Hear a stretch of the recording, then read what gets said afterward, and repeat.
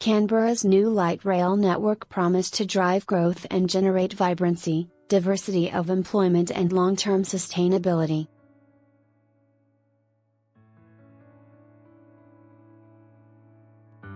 But business owners along the route say construction will leave them with bitter memories of near-crippling hardship.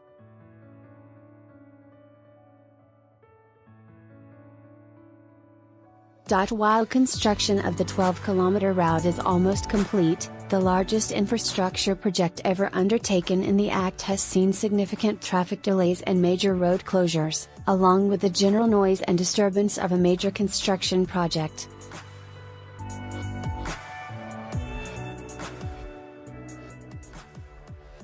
Many business owners, particularly on the Gungahlin end of the new line, said the subsequent drop in foot traffic had seen turnover plummet.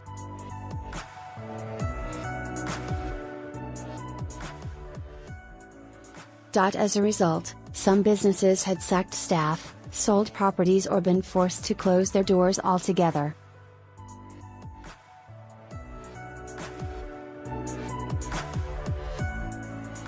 Unexpected difficulties, disruptions. Sandra Nielsen, who owns the Blind Dove Cafe on Flemington Road in Harrison, said the past 2 years had been far more difficult than she imagined.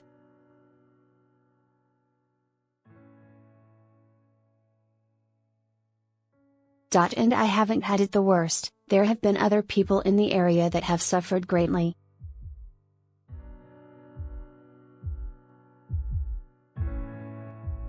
Ms. Nielsen's cafe sits not far from the Nullarbor Avenue stop, one of 13 along the route.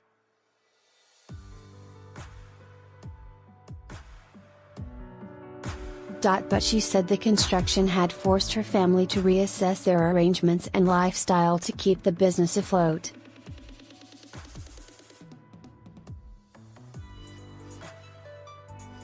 My husband had to go back to work full-time so we could survive, she said. I know of other businesses closing, it's been a terrible impact on our area.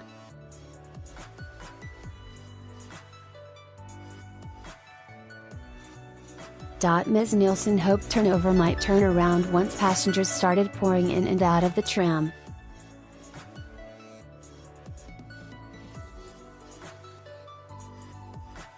Leo Mostories runs a Greek takeaway shop just across Flemington Road, and said it was not hard to see why people had not been walking through the door.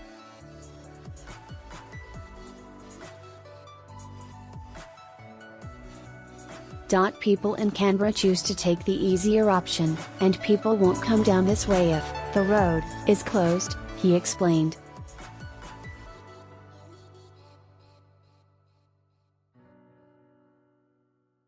Too big a risk. Nick Walsh, who opened the runner's shop before light rail construction commenced, shared that sentiment.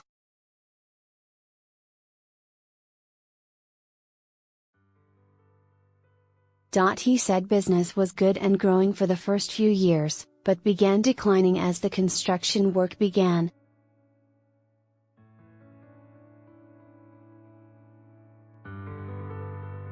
Mr. Walsh said word spread to simply avoid the area.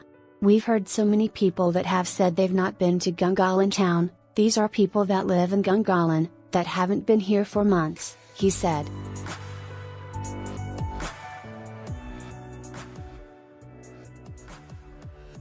People really did stay away for quite a long time.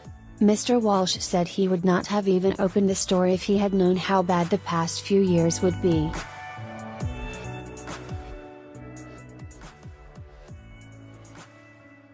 It's just too big a risk. As he watched businesses close on the street front below his shop, Mr. Walsh said the Act government could have done more to help and directed their money in better ways.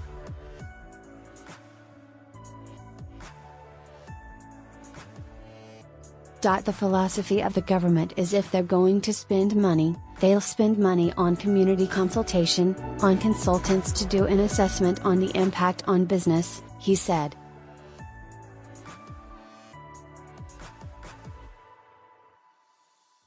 And that sort of thing, when you're a business trying to pay your rent, isn't all that helpful.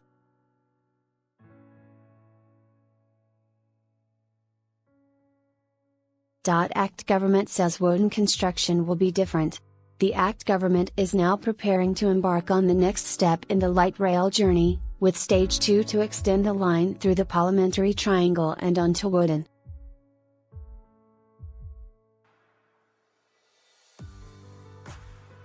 Transport Minister Megan Fitzharris said Capital Metro would look to improve in certain areas, including liaising with businesses.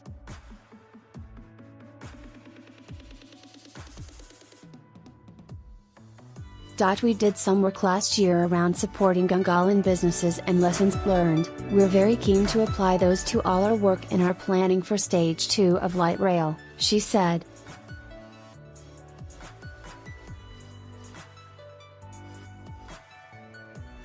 And obviously check with businesses once light rail starts operating, what the change in customer patterns has been.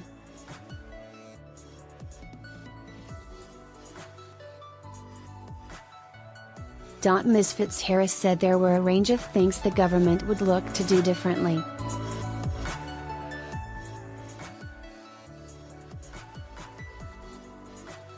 Clear communication, understanding of timelines, when there is going to be road closures, I think we can always look to improve those, she said.